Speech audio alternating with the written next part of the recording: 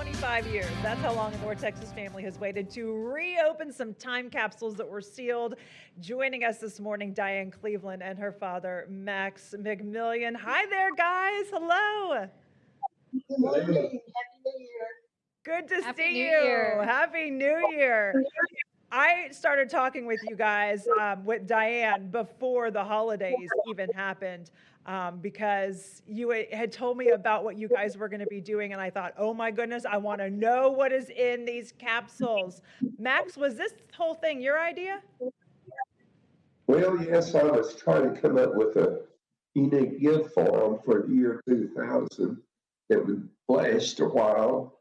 And I came up with a time capsule that they would fill up with anything they wanted to put into it, only to be opened in the year or on Christmas in 2025. So that's how I came up with the idea. And you have 7 grandchildren. So how old were they at the time when they put this together?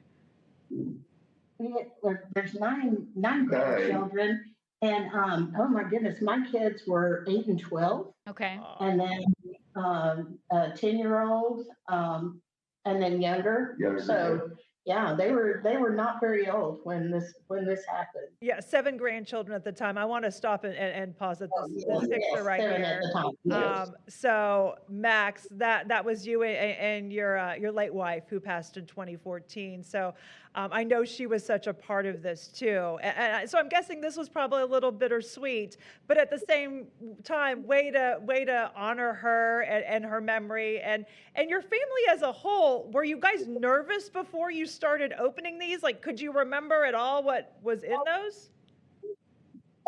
So we knew some of the contents because we had put letters in. There's a letter from Dad and then the letter from my mom. So we knew some of the contents, but the kids had put what was important to them at the time, and they really didn't remember everything. They were so young. So I think it was more anticipation than nervousness. Diane, tell us what was in there. What were some of the things? What was the weirdest thing, the coolest thing? Like, fill us in on that. My niece sent me a photo. She had put her Backstreet Boys ticket in there. And there's a letter from another late passed away grandmother. So then my kids were really excited about that. And so there were newspapers, little Pokemon cards. Toys. Yeah, toys and that were important to them.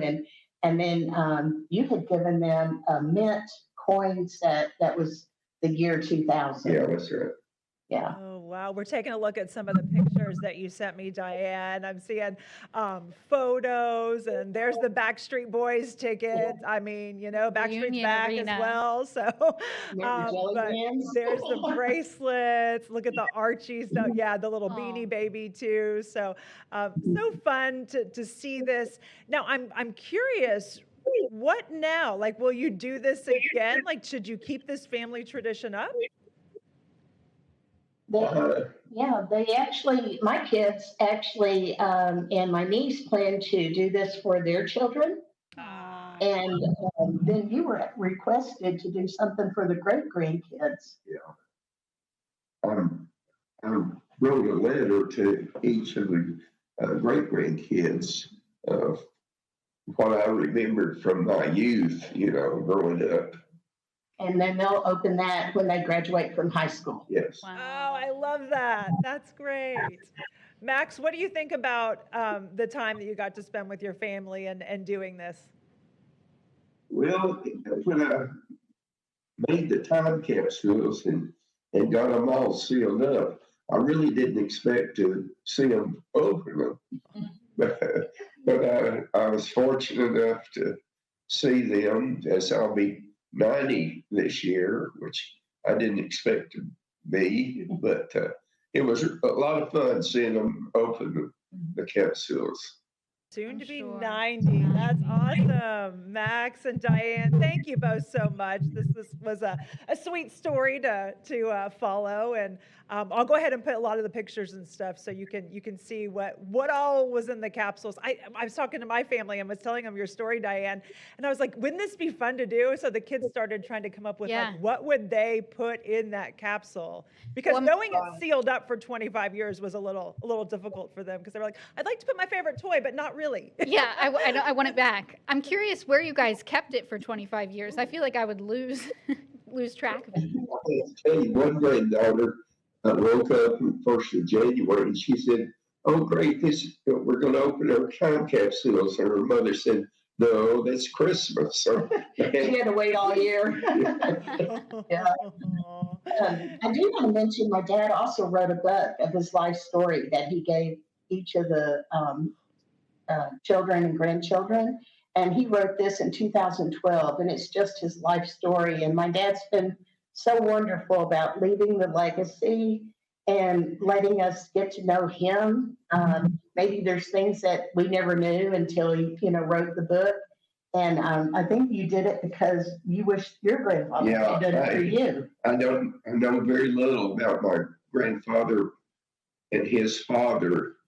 So I thought I'd write that so that the grandkids and great grandkids will know me better and how I grew up. Oh, your story will live on. I love that. So beautiful. Yeah. Diane, Max, thank you both for being with us. Happy New Year, and keep us updated if you do some more of these. Yes.